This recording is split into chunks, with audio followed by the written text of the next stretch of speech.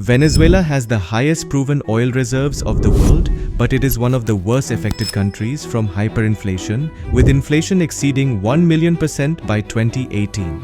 Living standards in oil-rich Venezuela plummeted by a staggering 74% between 2013 and 2023. This is the fifth largest fall in living standards in modern economic history. But how did it reach here? Well, it was not the result of one sudden mistake or a single bad year, but the outcome of a long chain of political decisions, disastrous economic policies, and structural fault. The case of Venezuela has become a blueprint for how policy decisions can destroy a nation. The story begins in the early 2000s under Hugo Chávez. The people of Venezuela are no longer under the strong control of their president, Hugo Chávez. America vitally affected by what happens after Chávez's death. Maduro's first act as interim president was accusing America of infecting Chávez, leading to his death. Under him, the global oil boom from around 2004 to 2013, oil prices became very high and Venezuela earned enormous dollar revenues. Chávez's government used them to fund massive subsidies, free services, and cash programs, while nationalizing industries and imposing strict price and currency controls. In 2003, the government introduced foreign exchange controls that fixed their currency Bolivar's value and restricted access to dollars. Now, if a company wanted dollars to import food, medicine, or machinery, it had to ask the government for permission and wait for approval. Because the official dollar price was set artificially low, dollars became scarce and extremely valuable. As a result, many businesses could not get enough dollars to import goods. At the same time, a black market emerged where people bought and sold dollars at much higher prices than the official rate. This created corruption because people with government connections could buy cheap official dollars and secretly resell them for huge profits.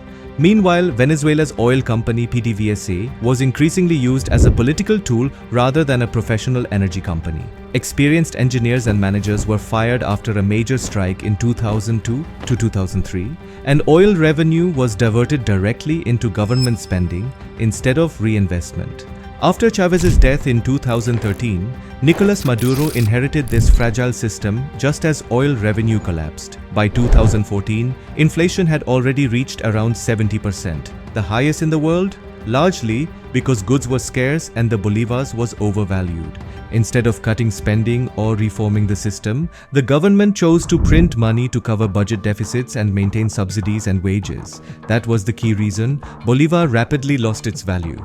And when oil prices collapsed sharply in 2014, Venezuela suddenly lost most of its dollar income because oil was virtually the country's only export that earned hard foreign currency.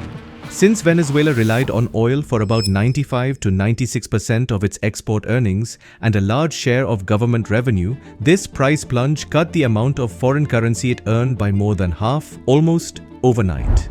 Imports fell, spare parts and food became scarce, and even the oil production itself began to crash because PDVSA lacked investment, maintenance, and technical capacity. From 2015 onward, the money supply exploded while production continued to fall. People realized the bolivar was no longer a reliable store of value, so they rushed to spend it or convert it into dollars, which accelerated price rises.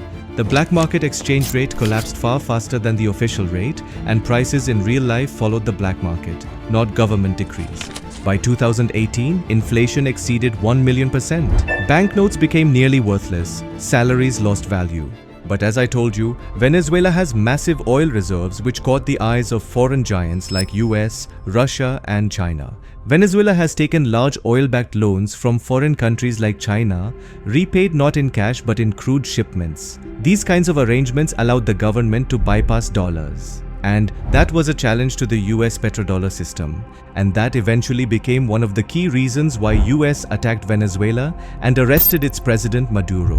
This part will be covered in detail in another video. For more such update, please like, share and subscribe the Geo Frontline.